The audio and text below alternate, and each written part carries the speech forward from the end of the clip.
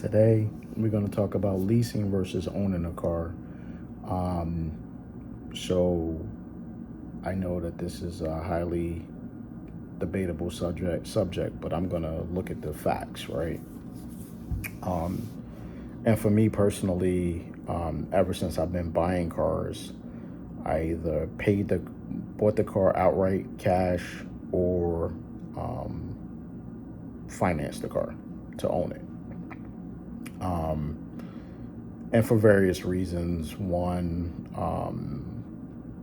you know, and I'll talk about the key factors when you make a decision. But for me, it was just basically um, I didn't want limitations on the mileage on the car. I wanted to keep the car as long as I could till the wheels fall off, and basically get the benefit out of it, right? And if you buy a good car, you can keep it for a long time. Um, that has been my strategy. I'm a Honda Acura guy, so I buy quality cars and I keep them for a while. And I try to tell my family the same thing, but they don't listen. All right. So anyway, let me go through the comparisons. So leasing versus owning, right?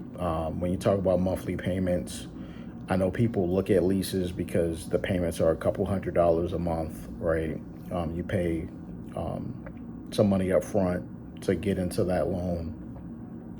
And if you finance or in 5 or 6 years, those finance numbers for a monthly payment is typically higher, right?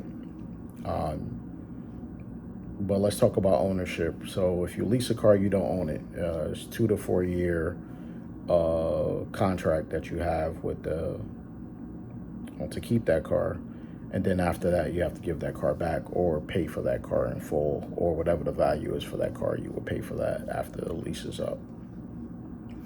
Whereas if you own a car, if you finance a car, you own it after you finish paying the payments. I actually been sent the actual title to the car, and you keep that in your safe box, and you can sell it anytime you want after that, or keep it as long as you want. I plan to keep my cars. Mileage limit. So this is a big one, right? So if you lease a car, there is a mileage limit. Know that in your contract. If you go over that limit, you will pay a fee per mile that you go over. So you see some people park their cars after their lease mileage is up because they don't want to pay that difference when they have to return the car back, right? Whereas if you own a car, there is no limit on the mileage that you put on the car. Any customizations, right, that you do to the car, you can't do it. It's limited basically if you lease a car, and it's unlimited if you own one, right? So if you own one, you can put rims on it, you could put tents, you could do whatever you want to do with the car. But if you lease a car under contractual rules, you have to do what they say. You can't really make any upgrades. Long-term cost is pretty much higher if you lease, because you have to continue to lease. After your lease is up, you got to go into another lease, then another lease. Whereas if you own it and your payments are over after that 4 or 5 years or 6 years that you paid off of it, you can then drive the car for the next 6 years and don't have any car payments. Put that money in savings, high yield savings, or invest that money, or do whatever you want to do with that money. Now let's talk about maintenance, which a lot of people lease because they don't want to have to deal with the maintenance of the car after the first few years. If you lease a car, it's typically covered. If you own a car, then it's pretty much your responsibility, right? Outside of if you bought a warranty for that car, you would then be responsible for the maintenance for that car. But if you find a good mechanic, keep it, and try to own a car outright. Try it out. So those are the things that I wanted to give you a view on, the things you need to think about when owning a car.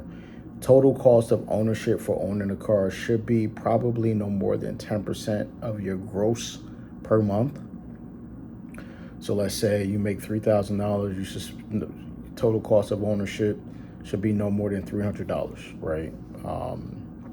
for that car. Total cost of ownership, meaning the monthly payment, the gas, the insurance, the maintenance. You got to think about all of these things before you jump into a car payment. And don't walk into the dealership and tell them, I have $500 a month to spend. You're not asking the dealer to give you a car for that monthly rate. What you're trying to do is see what the total cost of ownership for that car is before you go into the dealer, and you tell them what car you're looking for, what model you're looking for, and what price points you're looking at based on the total cost of ownership, not just the monthly payment. Okay. All right. I'm off my soapbox. Got to hit you with a Bible verse. Let's pull it up. We are in Proverbs 16:3, and it states, "Commit to the Lord whatever you do, and He will establish your plans." All right. Thank you for watching this video, and have a good day. Thank you.